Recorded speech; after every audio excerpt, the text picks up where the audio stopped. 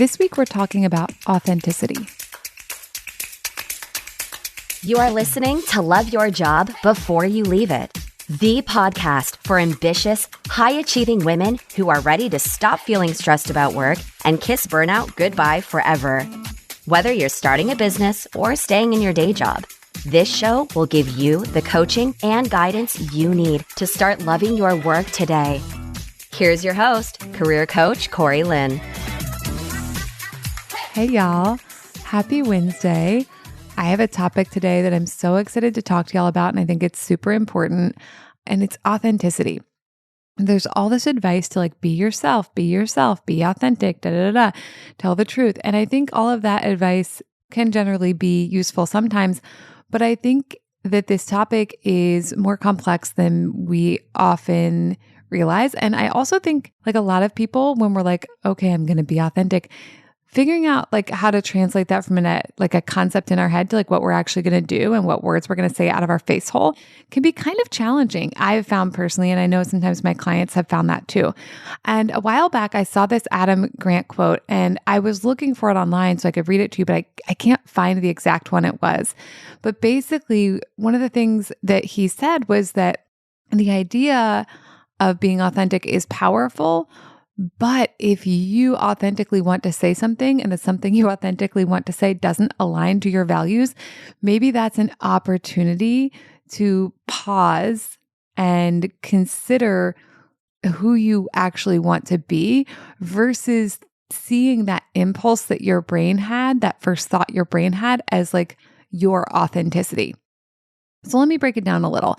From my point of view as a coach, one of the things I teach is that thoughts are optional and that we learn our thoughts from a lot of places, including the way we're parented, including culture at large, including books we read and media we consumed, also including the way our little child brain analyzed data and the meaning we made out of it. So this is one that I don't talk about as much. I talk a lot about socialization and social conditioning, but something brains also do is sometimes they draw conclusions that as an adult we wouldn't draw. So they see a pattern and they take something away, that something is safe or that something is dangerous or that something is a certain way, because younger brains aren't always as skilled and adept at figuring out what the takeaway is.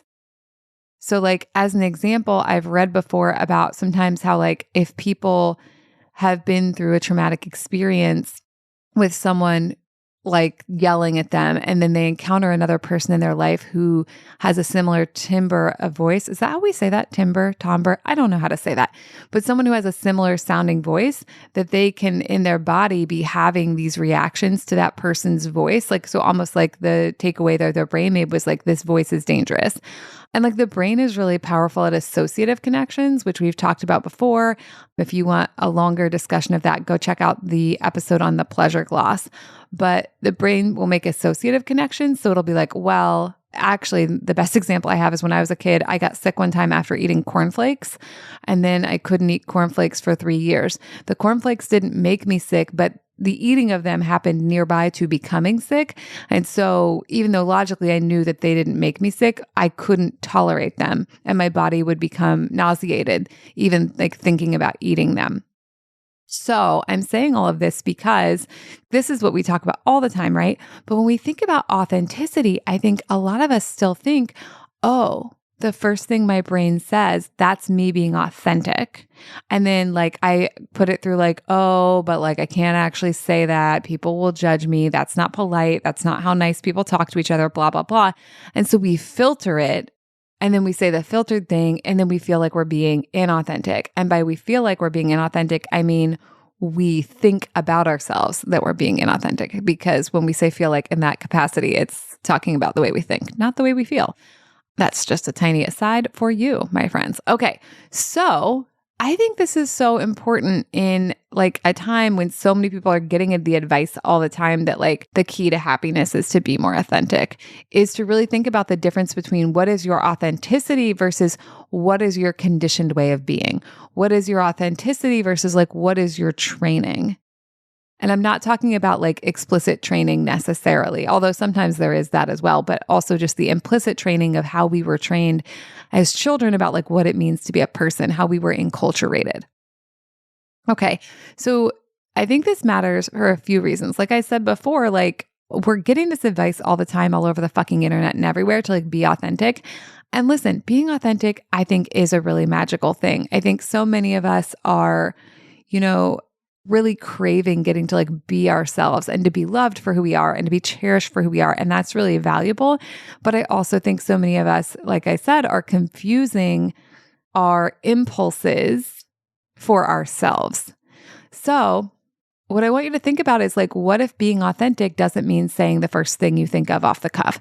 What if being authentic actually takes more work, not less? I think a lot of times we're like, oh, whatever takes the least amount of work, like that's what's authentic. But sometimes the first shit that comes to my brain isn't who I am. It isn't who I want to be. And it is just like a habit or a pattern that I've learned throughout my life. And so I think really pausing and checking in about like, is that actually authentically me?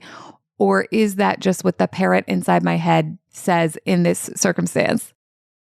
Okay, so if you're not the first thing your brain thinks of in any circumstance, who are you? What are you? What is authentic to you? And then like what I also want to think about is like, who do you want to be? Who do you want to be? Right? So there's the authenticity of who we are, and there's also the authenticity of who we choose to be.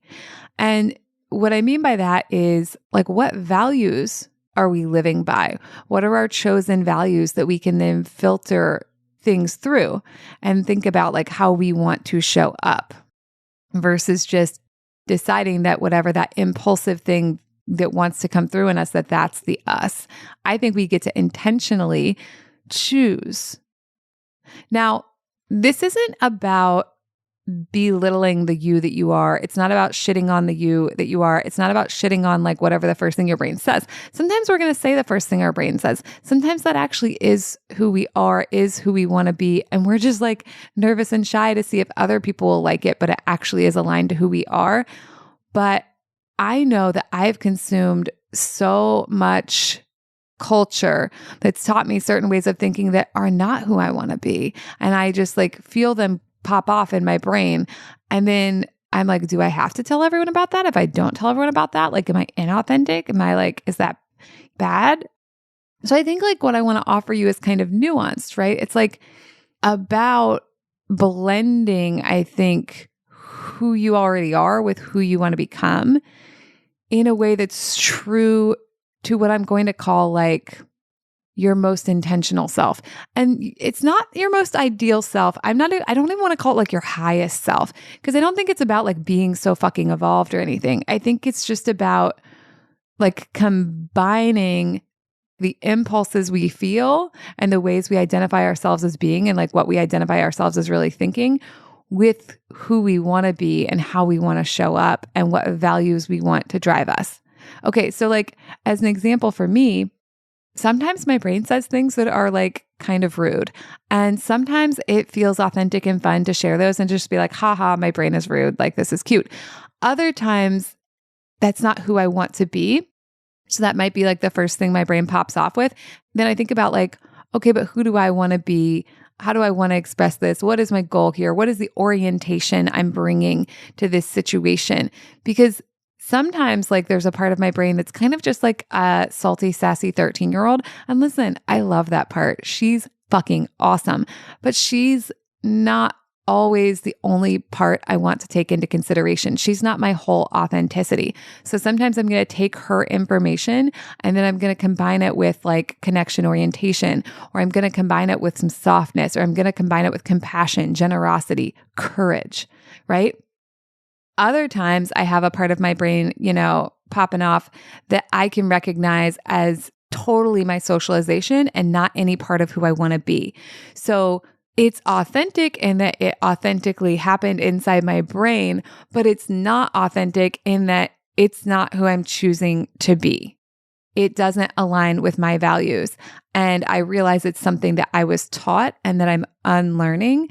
And so I can even like enjoy the part of me or like have compassion for the part of me that's saying those things, but I don't confuse it for like, oh, I have to say those things out loud or I'm like not really being myself. Right. So as an example, and I'll use like self-criticism, right? Because I have a lot of experience in self-criticism. So like actually, okay, so today is a great example. It's a Saturday. I don't usually record podcasts on Saturdays, but I wanted to record one today because I've been thinking about this topic and I was like really excited to share it with y'all. But like I did all this other shit in the day first. And some of the other shit that I did was like sitting on the couch watching TikToks or like sitting on the couch scrolling Instagram more than I really needed to or wasn't even enjoying. Right. So the first thing my brain might offer me about that is like, you never do what you say you're going to do, or like, you don't follow through. First of all, those aren't even true. Like I do what I say I'm going to do and I follow through all the fucking time. Right. But those are just those habitual things. Right. So I see that as like, yes, I've learned from culture to say this kind of shit to myself, even though I probably would never say it to someone else, but like my brain might think it, right, in response to someone else. But I realize like, I don't mean that. It doesn't mean anything. This is just like the brain with the pattern thing that we've talked about before. Like this is parrot brain just saying shit it learned to say in like 1996. Okay. So this is so important to know because I don't see that as authentically belonging to me. Again, it's authentic in that it is like currently, yes, it happens inside my head. It does exist. I don't see it as being me. I see it as being a pattern that my brain just has learned and will play on repeat. And the second thing where I was talking about, like, I can even like love or have compassion for the part of myself that does that. Let's get into that. Okay. So it's like, I don't want to agree with that part. That's not how I want to talk to myself. That's not how I want to be as like, I think about myself as like my own adult. Like I'm the adult, but I'm also like the person I'm adulting to, if that makes sense. So like, that's not who I want to be as my own adult. Like that's not how I want to talk to myself. Okay.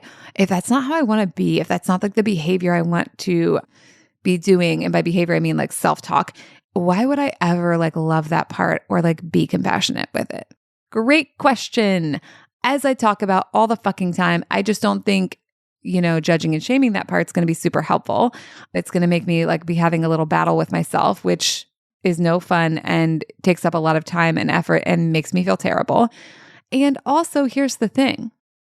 There is like a kernel of something in there that I can relate to, right? And so in this particular instance, the kernel is like the part of me that wants to do what I said I would do. It's the part of me that like wants to record a podcast. It's the part of me that like wants to have follow through and be successful. So what I can do is see like, oh, look, this thing that's not who I authentically want to be, but that's popping off in my brain. I understand that even though it's behaving in a way that I don't align with, that's not who I want to be, there's some useful information in there, which is like, it's concerned and it's afraid I'm not going to get the thing done. And so it's trying to help me. It's just not trying to help me in a way that I find to be particularly helpful. And also not that I find to be particularly aligned with who I want to be. So I guess I really see authenticity as not just like who I am, but also as aligned with who I want to be. Especially because just following every impulse that my brain offers me, like those impulses came from somewhere. They're not any more me than me choosing to be who I want to be on purpose. Does that make sense? I think people get like really confused about this. They're like, well, it would be like the most me to follow every impulse I have in my brain. And I just do not fucking agree with that.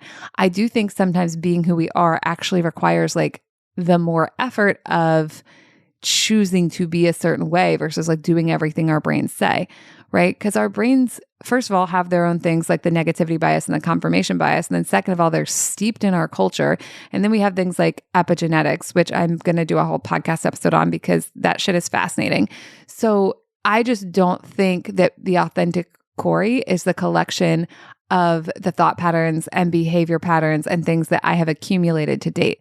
I believe that I get to choose who authentic Corey is. Now, like, are there some other pieces? Like, I'm really silly and like this and that. Sure. Like, I do think I have a personality. I just also think we can impact our own personality quite a bit, but we'll still have preferences. Actually, it was so interesting. I was talking to one of my clients about preferences and she was like, but if I can choose my thoughts and my thoughts create my feelings, like, why would I ever have preferences? And I was like, well, do you like just like some food more than other food? And she was like, yeah. And I was like, exactly. Like coaching is so powerful and choosing how to think about things is so powerful, but it doesn't mean we're like all going to become like weird robots who think all the same thoughts and like do all the same things and like don't have preferences. We're still going to have preferences. Like I moved to Sacramento because my preference is to live somewhere that's warmer and sunny. Like I can still have a positive mindset, like living in Seattle in the rain or anywhere. But I was like, at the end of the day, I want to live warm and sunny. That's what I want. Right. Okay. This conversation is kind of all over the place. Let's bring it back. Although actually, you know what? I think this is important. So like, let's not quite bring it back yet because authenticity and preferences like kind of go together in a way too. Like getting to have your preferences and share them, like those are kind of, they're included in what we coach ourselves on, but they're also like kind of separate from it. I think that's really valuable to think about. So like, I do think there are true preferences. And then it's also like we can coach ourselves how we think about anything. We can shift our mindset on anything. And when we shift our mindset, a lot of magical things can happen and our experience can totally change. But the preferences still may exist. So I think that is kind of the same as all the other authenticity stuff. Like you may have a preference, but when you get into the intentionality piece of authenticity, the way you express that preference might change. Or the way you have a conversation about it with another person, or the way you're like, here's my preference, but I'm curious to hear what you think. And like, you get to decide all of it. You get to decide like what your values are and how you want to bring your values to bear on the rest of your authenticity. But I just like to think about authenticity plus the filter of values and intentionality so that it's a chosen authenticity versus like, I feel like sometimes people feel like they're like, like I have to be like authentic to like all these thoughts in my head that like, it's almost like they're being like forced to be authentic. And I just don't think that sounds like a super fun time. So what if we don't do that? Yeah. Let's also take a moment to talk about a few other things. So when I was looking for the Adam Grant quote that I wanted, I didn't find it, like I said, but I did find this other thing that had some really good points I want to mention. One of the things that Adam Grant mentioned is that authenticity can be harder for people who belong to non-dominant groups. So if you have an identity, like if you belong to a marginalized identity, it may feel a lot harder, scarier, and riskier to be authentic. And kind of like I talked about in the Coming Out podcast, like you get to decide like how much you want to engage authentically with people. Like, yes, we're going to take the authenticity and combine it with like the intentionality and with the values, but you also get to decide if you're like in a situation where it doesn't feel safe to you to be authentic, like you're allowed to make that choice. I feel like sometimes we like sort of like authenticity shame people, like, oh, you're not being authentic, but like you always get to make the choice about when that feels okay to you and what you're willing to be authentic for and who you're willing to be authentic with. One of the other things Adam Grant talked about was like authenticity and the relationship between authenticity and boundaries. Like we're allowed to have our boundaries whenever we want about anything. And we can also choose like when we're not going to show up authentically or at all with someone because of how they're behaving. And we also can choose that like we need certain things to be in place in order to feel safe to be authentic. And like, I kind of like to think about too, like, I think there are different ways to be authentic with different people in our lives. Like when I was younger, I was like, I want a job where I can bring full Corey to work, like my whole personality. And the good news is like now I can, because like I have my own business and it's fucking awesome. And I really do love and cherish that. But also there's still stuff that like I would tell like my bestie that I'm probably not going to come on here and talk about. There's still stuff I would tell my partner, Alex, that I'm not going to come on here and talk about. And that doesn't mean I'm not authentic with y'all. It also just means like we get to have information that we only share with certain people. I kind of see myself as an open book, but I still have stuff like that is like private or personal to me, or like, you know, sometimes I have coaching stuff that I'm still working on that I don't talk openly about because like it's just like tender, or like I don't want to yet, or I don't know what I would even say, you know, to y'all about it. And that's allowed. I think sometimes we get this idea that like if we can't be 110% ourselves the same way we would be like with our bestie, that we're like not being authentic. And I would just invite y'all to consider that like you get to have different versions of like authentic you for different people, for different relationships, and for different containers. And you can still tell yourself that like you're wonderful and authentic, even if you're not bringing 100% transparency to everything. And the example I always use for this is kind of gross, but it's like, I don't talk to everybody about like my bathroom habits, right? Like I'm not talking to everybody about that, but like I may talk to my bestie about that. I may talk to my girlfriend about that, but I don't have to talk to everyone about that to like be like, oh, I was my authentic self with them. There's lots of pieces of us that are our authentic self. And also like, I would just highlight that like sometimes we're just like trolling ourselves. We're like, am I being authentic enough? Am I being this enough? Am I being that enough? So if it feels like trolly, like self-trolly behavior, I think that's just something good to be aware of like, I think this is just about my brain judging me. I don't think this actually has anything to do with like whether I was like 67% authentic or like 72% authentic. So I think that's just important to mention. Okay. And then finally, like, how does this relate to work? I think it relates to work because I think so many of us like think that we have to have a workplace where we can be completely authentic to be happy, where there's all this advice that like be authentic like at work or be authentic in your job search or be authentic when you're trying to get clients and like that's the magic. And listen, I do think there is magic in you being you, but I also just think there's magic in you and you don't have to troll yourself so hard. Like what if we just believe that you're magic and you don't have to be 100% authentic and you can filter things through your values and just like whatever you're doing and showing up, like, what if that's enough? What if it's authentic enough? What if it's good enough? What if it's useful enough? And it doesn't mean we're not going to like go on to improve things and work on shit and, you know, practice being more vulnerable if that's something we're interested in, or like practice like telling the truth 5% more because it would feel really good to us, not because we have to be okay as a person. Like that's great. And we can do that too. But like, I think there's just something to be said for like, what if we just appreciate everything we are doing and stop concerned trolling ourselves quite so much? All right, y'all. That's what I have for you today. And listen, if you want to figure out what it means to you to be more authentic and also like where the Venn diagram crosses over between like authenticity and satisfaction, come get a consult call for the Satisfied as Fuck group coaching mastermind and let's talk about it. Whether you join the mastermind or not, I want to talk to you about what it would look like for you to have a satisfied as fuck career and life. And I believe that's possible for you. And so like, let's fucking make it happen. Okay, y'all, have a great week. I will talk to you next time. Bye. Thank you for listening to Love Your Job Before You Leave It. We'll have another episode for you next week. And in the meantime, if you're feeling super fired up, head on over to CoreyLynn.com for more guidance and resources.